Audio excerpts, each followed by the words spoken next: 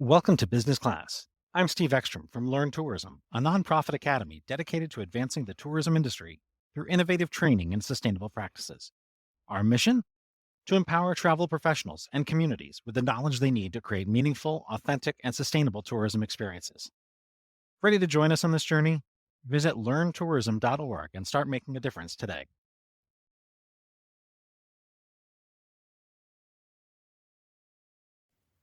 Steve Ekstrom here with the Business Class podcast from Learn Tourism, the nonprofit academy.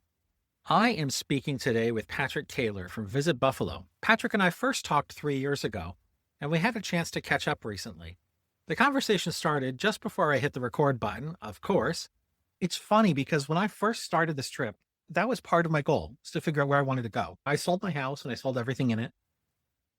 And having worked in this industry for as long as I have, and you learn about a lot of places that just seem really interesting.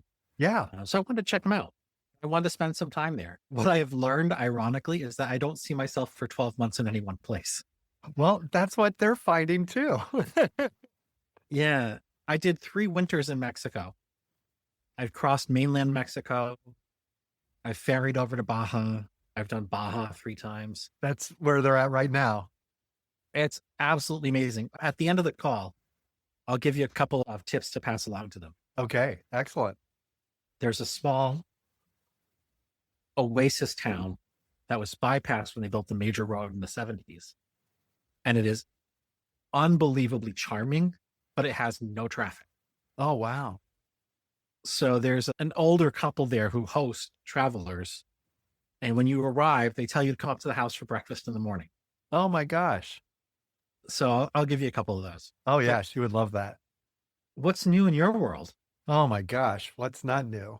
So much happening.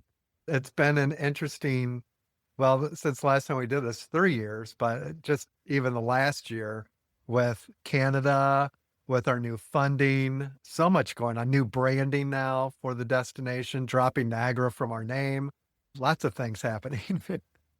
It's, how do you keep track of it all? Just keep having fun and enjoying it and not getting bogged down in a lot of the negativity and just trying to keep positive and just enjoying it and having a good time with it all. Do you think the community sees itself any differently today than it did 3 years ago? Oh, it has to. If it hasn't, then I don't know where everybody has been, but so much has changed. Just our own political rhetoric has impacted our everyday life. Like I said with Canada in the beginning, it would have been a year ago when all of the Canadian tariff talks started. And then it was about making Canada the 51st state.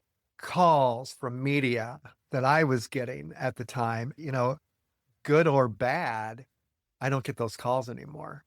Because for a long time, and, I was not agreeing what was coming out of Washington, D.C., and I could stand on my head and say it, I would still get really very negative emails or calls. A lot of times they would start out saying, "Love you, Buffalo. We'll see you in 4 years." But some were from very salty Canadians, and I didn't realize that they existed until all of this happened. And the really kind of hateful comments that were coming out, I said, I agree with you. I don't want you to be a 51st state. I think it's great that we can be a two-nation vacation opportunity, especially for internationals coming over. But I totally respect your sovereignty. And I don't think that you should become part of the United States. And that just was not necessarily heard, but also I understand why. And I think, if the tables were turned, it would have been even uglier, I think, given what we're seeing coming out of Washington, D.C. and kind of just our overall times that we're faced right now. If Canada thought that they were going to take us over, where we would be. So it's been very interesting, but at the same time, a new challenge for us, where we would typically kind of count on anywhere from 35 to 40% of our overall visitors coming from Canada. We've seen a nearly 20% decrease in overall cross-border traffic for the year ending, but our overall hotel occupancy was up almost 2%. Thankfully, amateur athletics saved us in a lot of respects, although a lot of Canadian teams weren't crossing over to compete. We also had a fairly good year with meetings and conventions. And then with our new infusion marketing dollars, we were able to go into some new markets that we've never been in before. It ended up being kind of an okay year where this time last year, I was really afraid of where we would be at the end of 2025.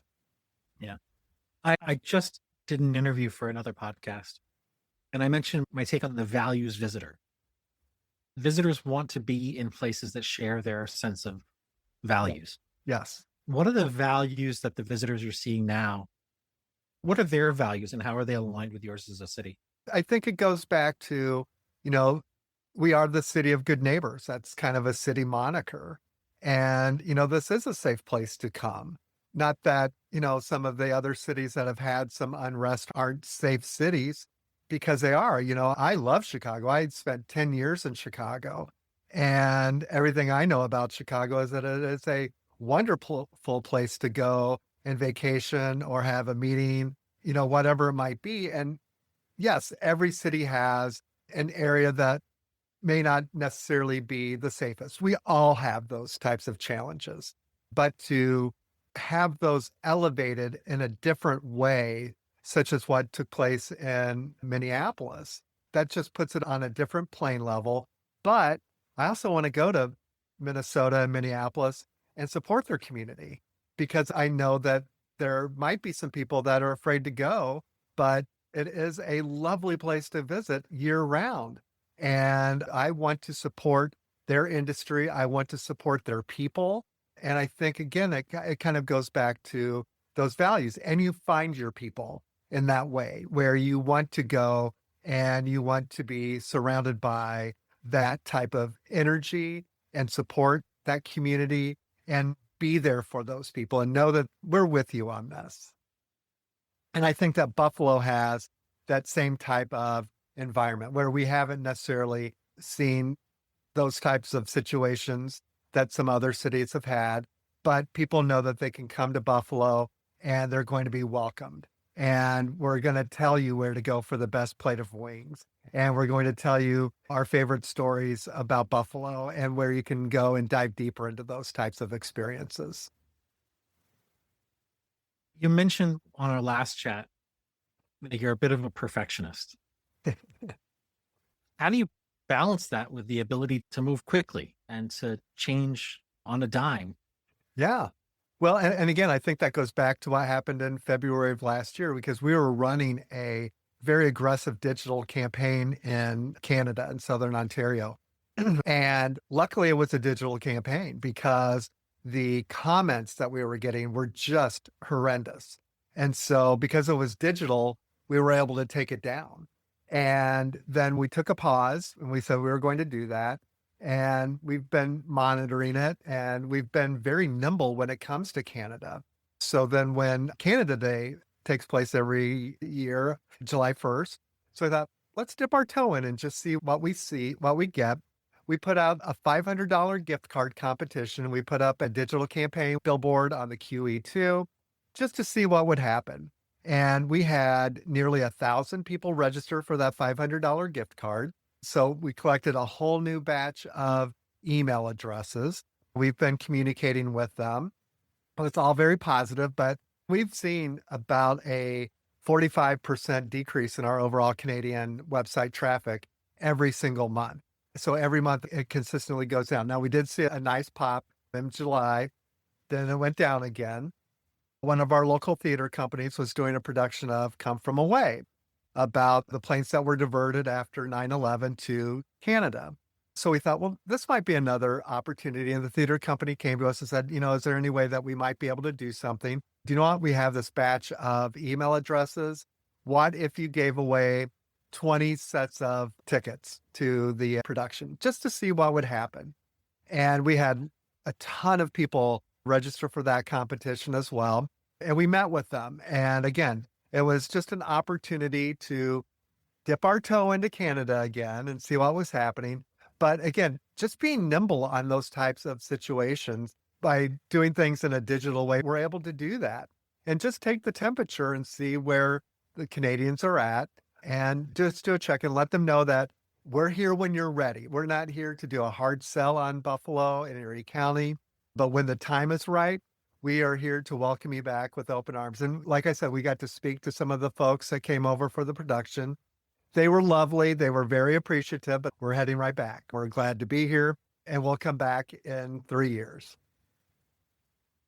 When you think about your peers in the industry, other leaders at DMOs all over North America, what do you think they're underestimating as the next big shift?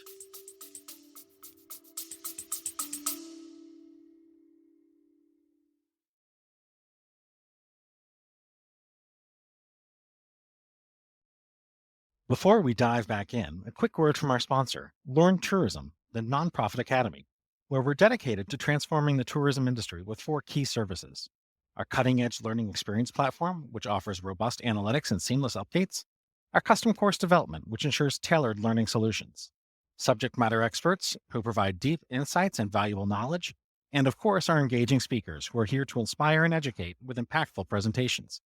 Discover how we can elevate your tourism education at learntourism.org.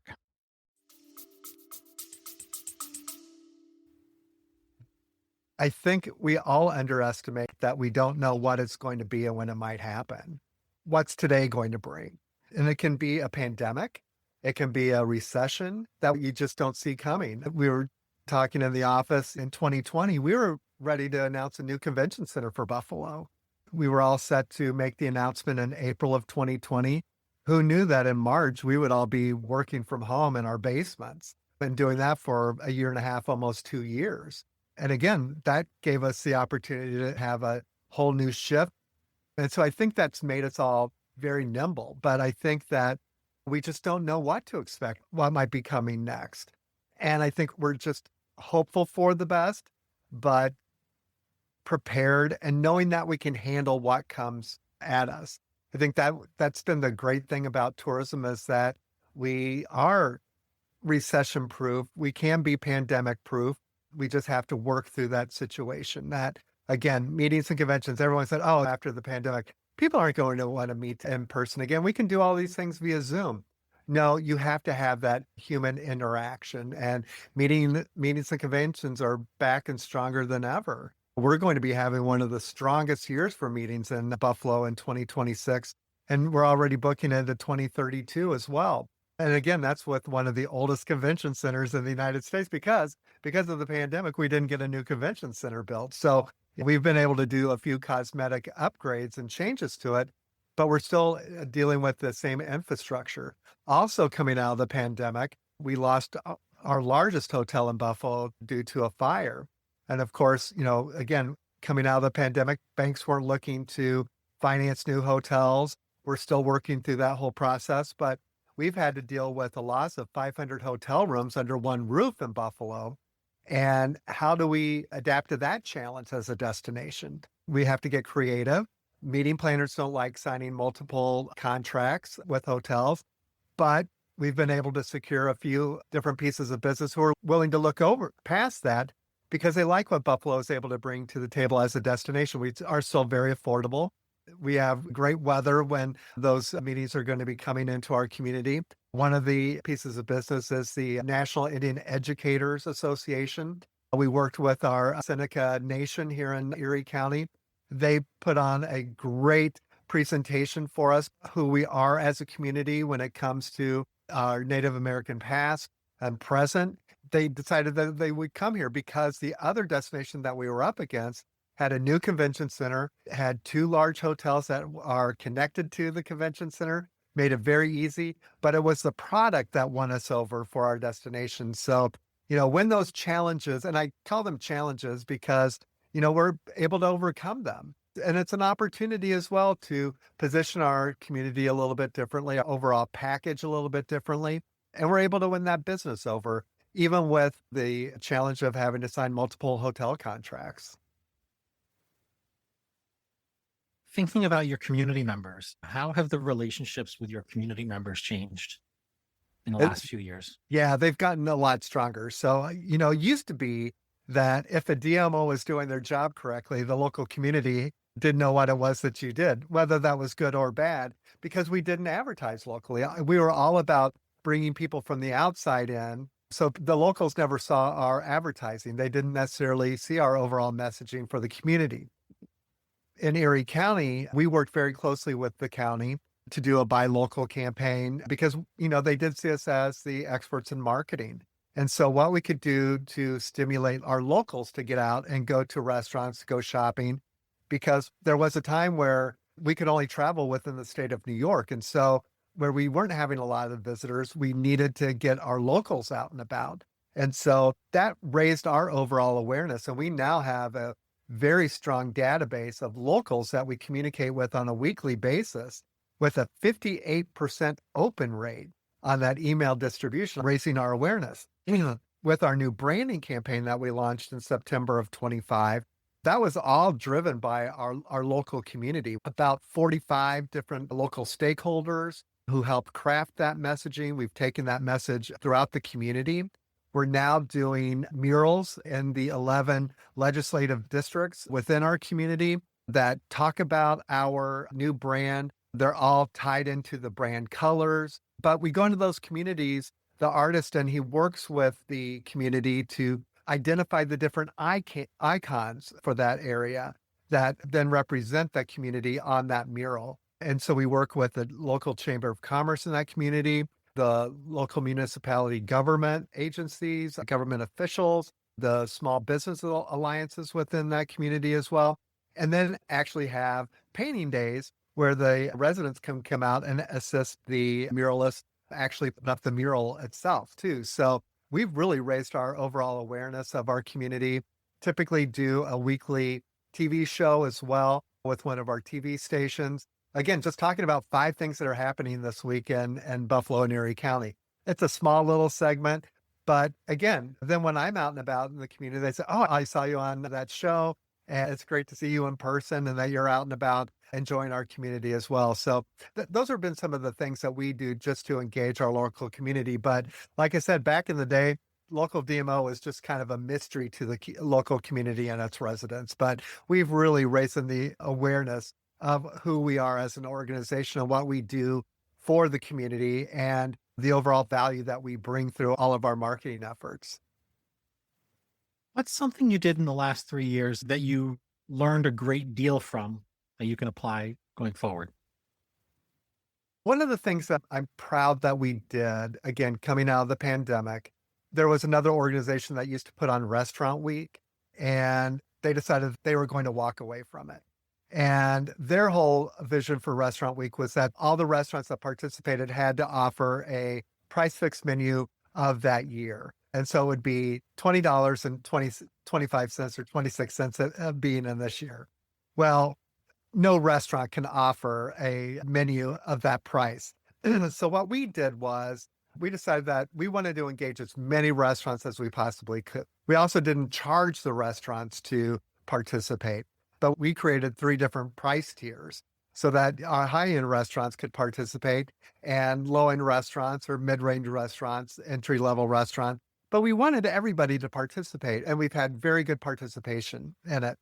What we're doing now is just trying to reimagine it as well. It's not just offering discounts for the restaurants. And so now we're looking at how can we kind of overhaul that restaurant program and do something different. We'll still offer Restaurant Week, but maybe we won't do it twice a year. This past year, we only offered it in the fall. But now we're looking at, can we do a whole month-long culinary experience in Erie County and do chef tables, do something different, do cooking demonstrations with a chef, but not just have it be just that Restaurant Week, but how can we truly elevate the overall food scene that we have here, get people excited about the different chefs. We have a chef right now that's participating on Next Level Chef, the Gordon Ramsay show. And so how do we talk about the James Beard nominee restaurants that we have in our community too? We're always going to talk about our wings. We're going to talk about beef on whack and our sponge candy, all of the other different flavors that we have here in Buffalo. We are a city that has welcomed so many people from around the world that have opened restaurants in our community. So let's talk about those different flavors that we have here in Buffalo, using the buffalo wing as kind of a jump off standpoint. But let's talk about all the other different food opportunities that we have. A lot of people don't think of Buffalo as being a rural community too. So we have a lot of great farm to table opportunities. And so many of our restaurants do source locally as well. What's next for Patrick personally? Personally, I hope I get another contract with Visit Buffalo. That will take me for another 5 to 6 years. And then I'm actually looking towards the future. And what is that next thing after retirement? I'll turn 60 this year and excited about 60. Think about when my parents were 60. I feel like I'm a little bit younger and lighter, if you will, than they were at 60, but excited about all of the possibilities that are ahead. I'm so excited about our new branding campaign and that we have the resources to really tell the Buffalo story with a larger megaphone and just seeing that through hopefully the next 6 years plus, because I'm excited about who we are as a destination. I'm so excited about our new branding that I actually had it tattooed on my body. That was one of the things that our ad agency, MMGY, said, this is such a cool new brand for you. We see during your activation, maybe you have people that actually get it tattooed on their body. And during our brand launch, we did have people getting our new logo actually tattooed on their body. And that says a lot about our community. It says a lot about the buy-in to this new brand. People do like it and they believe in it. And so I just want to continue to see the evolution of the That's Buffalo for You brand and where we can take that. We actually just shot our very first winter commercial this last couple of weeks ago that will launch later in 26. We've never had a winter campaign before. We only had the resources to truly advertise from May until September. But now we're talking year-round advertising. I was just with some friends in New York City and they're from Boston and said, you know what?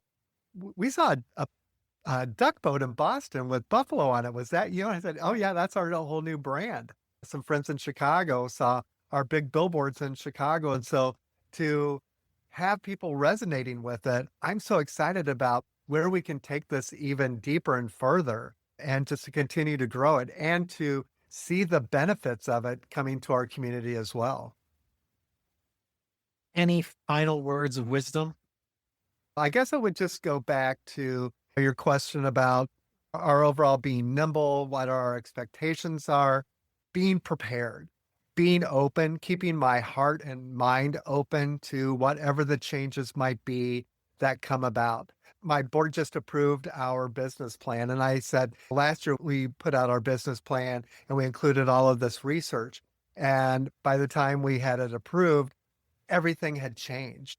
But we stayed true to it to the most part that we could, but just being able to pivot when we need to be able to shift our overall messaging, to be able to adapt to it. And that's the great thing with social media and with digital is that we can shift very quickly when we need to, but not feel like just because it's in black and white on a sheet of paper that we have to adhere to that for the entire year, but that we do have the flexibility to be able to change when we need to and to speak to our customers and to our visitors in the way that they want to be approached, that we are approaching them with some humility, with some grace as well. And knowing that, particularly with Canada, with international visitors, that we do welcome you here on your terms. And when you're ready to come back and when you're ready to visit, we will be here and we'll have a great experience waiting for you when you do come to visit Buffalo and Erie County. Fantastic. Anything you want to ask me? What are the things with all of your travels that you're seeing destinations pivoting and changing as of late? Micro experiences. Mm-hmm. No, instead of the focus on the activity that handles 40 people, let's talk about that chef's table. Yeah. Yep. Let's talk about how we can deliver authenticity in a way that can be scaled. Yes. Let's talk about teaching our frontline workers to be storytellers. Oh, Beyond greeters, beyond people that say hello, where would you like to go? Let's teach them how to tell a story. and that's great because we just launched our Certified Travel and Tourism Ambassador program at CTA. And that is exactly what we are doing through that program is telling those stories. And now it's all about the follow-up after they've been certified, the follow-up communications with them on a regular basis. When something new has opened or we have a new story to tell, that they have the resource to go back to find that information because you're so right. It's almost like small travel in a way and keeping it kind of micro for those individual needs and being able to customize for what somebody might be looking for in that overall experience in a big destination that might have a small, unique story that might resonate with somebody. And I think your point about staying nimble makes a huge difference. And how does AI play into that?